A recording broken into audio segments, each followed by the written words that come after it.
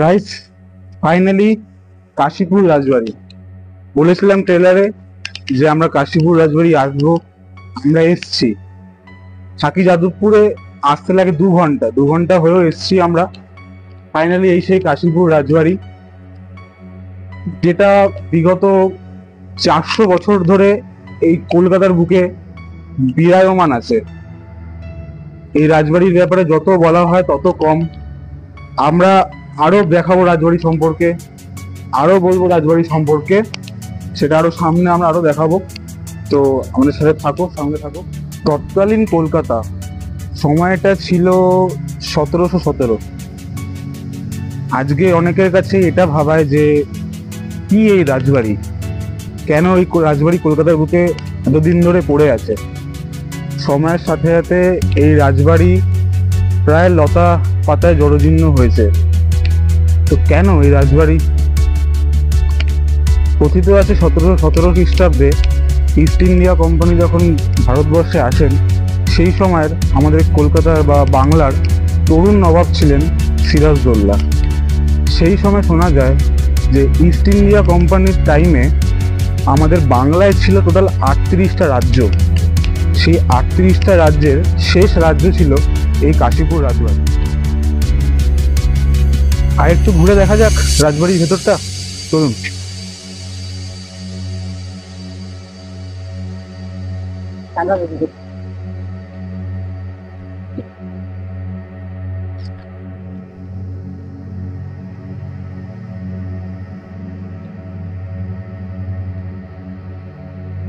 সতেরোশো 50 সালে পঞ্চকোট রাজ পরিবার, গড় পঞ্চকোট রাজ পরিবারও নামেও পরিচিত ছিল, ওখানকার রাজা ছিলেন রাজা জ্যোতি সিংহনাথ দেও।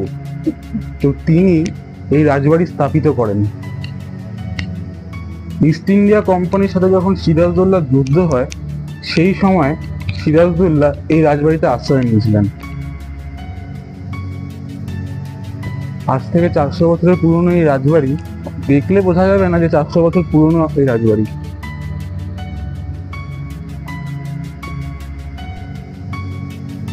বর্তমান আমি যে জায়গায় এখন বসে আছি, কোনো এক সময় রাজা জ্যোতি সিংহ এই দুর্গা দালানে তার দুর্গাপুজো করতেন। কথিত আছে পুরনো কলকাতায়, বা তখন তো কলকাতা ছিল না, পুরনো বাংলায় যখন উনি দুর্গাপুজো করতেন, সমস্ত ওইখানকার বাসীরা এখানে একত্রিত হতেন। আজ সময়ের সাথে সাথে চলতে চলতে আজ এই রাজবাড়ি ঠিক এরকম একটা অবস্থা এসে দাঁড়িয়েছে। পাখির কিচিরমিচির, গাছপালা,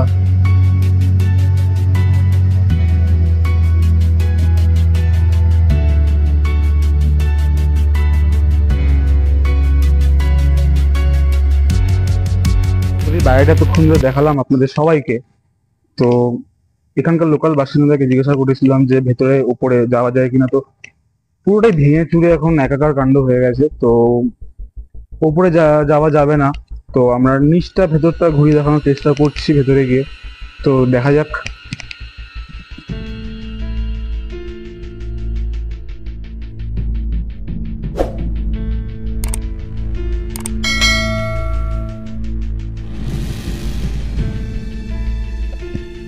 ভাবতেও কেমন লাগে যে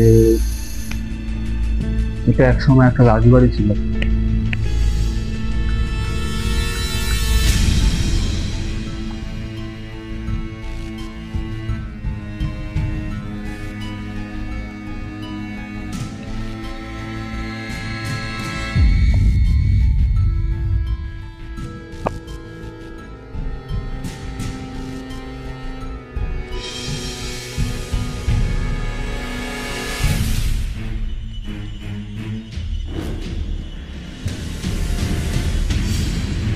সন্ধ্যাবেলায় আসলে ঠিকই গা ছমছম করবেই, এটা নিশ্চিত। আমি এই ভেতরটায় চট করে আসার সাহস তো দেখাবে না রাতের বেলা।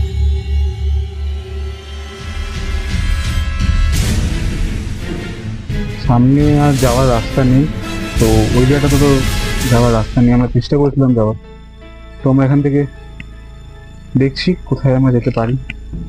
পুরোটাই এখন এরকম হয়ে গেছে সমস্যাটা এরকম। সামনেটা আর যাওয়ার রাস্তা নেই ভাই। তো উপরটা তো ভাঙাচোরা আছেই। তো আমরা এখান থেকে দেখছি নিচে নেমে নেমে কি করতে পারি আমরা।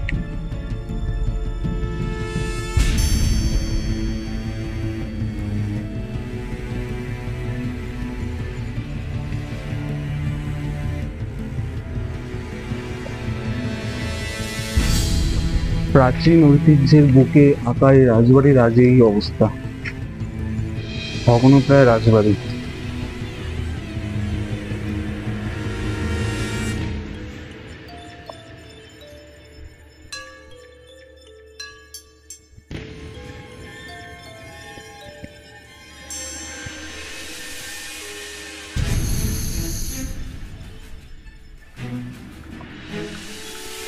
বলেছিলাম ঠিকই যে সন্ধ্যা 6টার পরে এখানে আসা যায় না বা কাউকে ঢুকতে দেয় না এই ভেতরের এই পোর্শনটা, কিন্তু আমরা তাও লুকিয়ে চুরিয়ে এখানে ঢোকার চেষ্টা করেছি।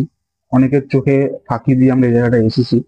তো আমি একবার সায়নকে বলছি আমার ফোনের গুগল টাইমিংটা দেখাতে, এখন এক্স্যাক্টলি 6টা 6, হ্যাঁ 6টা 7 বেজে গেছে এখন। তো আমরা এই জায়গাটা চলে এসেছি।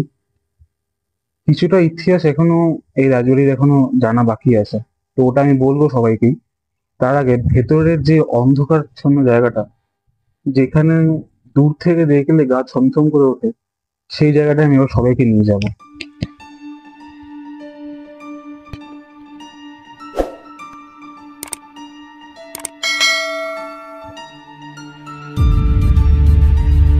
তা পুরোনো দিনের একটা গন্ধ আসছে নাকে। একটা এত পুরোনো জায়গা তো, শুদ্ধ মাটির যে গন্ধটা, ঠিক বলে বোঝাতে পারবো না। যেখানে দুর্গা ঠাকুর বানানো হয় সেখানে ঢুকলে যেরকম একটা গন্ধ মাটির নাকে আসে, সেরকম ঠিক একটা রকম গন্ধ নাকে আসছে। শেষ সময় পঞ্চকোট রাজবাড়ি আর ইস্ট ইন্ডিয়া কোম্পানি মিলে সিরাজদৌল্লার বিরুদ্ধে যুদ্ধ ঘোষণা করেন। ইস্ট ইন্ডিয়া কোম্পানি সিরাজদৌল্লাকে চক্রান্ত করে মির্জাফরের সাহায্যে হারিয়ে দেন ঠিকই, কিন্তু মির্জাফর তার সেই প্রেক্ষাপটে এই রাজবাড়িটি চেয়ে বসেন। ইস্ট ইন্ডিয়া কোম্পানি বাধ্য হয়ে তাকে এই রাজবাড়িতে দিতে হয়। সেই সময় কথিত আছে মির্জাফর এখানে অনেকেই দৈনিক নৃত্য রঙ্গতামাশা করে থাকতেন। তো সেই সময় ওনার যে সমস্ত নর্তকীদের নাচ ভালো লাগতো দেখতে, তো তাদেরকে উনি তার সঙ্গে রেখে দিতেন। আমরা সবাই জানি সেই সময় সিরাজদৌল্লার বংশধর সত্যি বলতে খুবই লম্পট ছিল। তো যাদেরকে ইন দ্যাট কেস যাদেরকে মির্জাফরের ভালো লাগতো না, তাদেরকে নাকি ঠিক কোন একটা রাজবাড়ির আশেপাশে একটা জায়গায় কবর দিয়ে দেওয়া হতো। লোকাল বাসিন্দাদের মতে রাতে এখনো তারা এই হুইসপারিং এর শব্দ শুনতে পান। আমি চেষ্টা করবো ওই জায়গাটায় যাওয়ার একবার, খুবই চাপের জায়গাটা যাওয়ার, তো আমি চেষ্টা করছি একবার।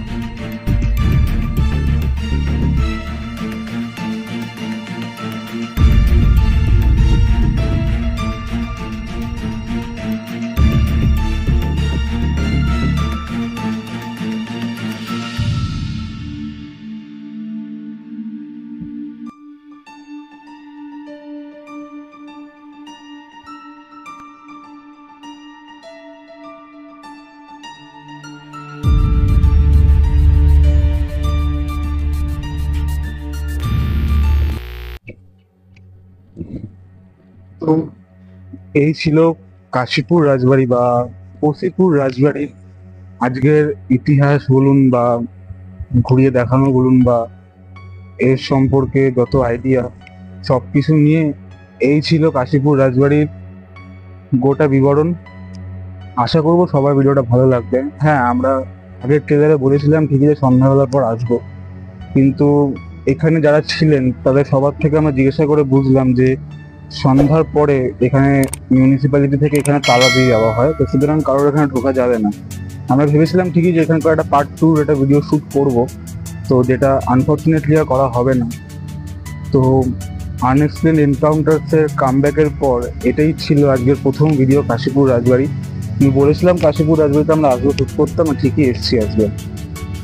এরকমভাবেই আমাদের সাথে থাকবেন, পাশে থাকবেন সবাই। আমরা এর পরের ভিডিও এরকমই একটা কোনো স্থানে যাব, ঐতিহাসিক স্থান। ভুতুরে বলে তো আজকের দিনে কিছু হয় না, সময়ের সাথে সাথে মানুষের মুখে চলতে হতে সেটা ভুতুরে হয়ে যায়। তো আমরা এরকমই কোনো একটা ঐতিহাসিক স্থান যাব যেটা সোকল্ড ভুতুরে থাকবে। আমরা পরের ভিডিওতে আমাদের একটা জিনিস সঙ্গে থাকবে আমাদের, সেটা এখন সারপ্রাইজ থাক সবার জন্য। তো টিল দেয়ার, স্টে ফিয়ারলেস, স্টে সেফ, সবাই আনএক্সপ্লেইন এনকাউন্টার্সের পাশে থাকবে। তো আমি আয়ুষ আজকে ছিলাম এখানে, ক্যামেরায় ছিল সায়ন। তো আজকের জন্য ভিডিও এখানেই ডান।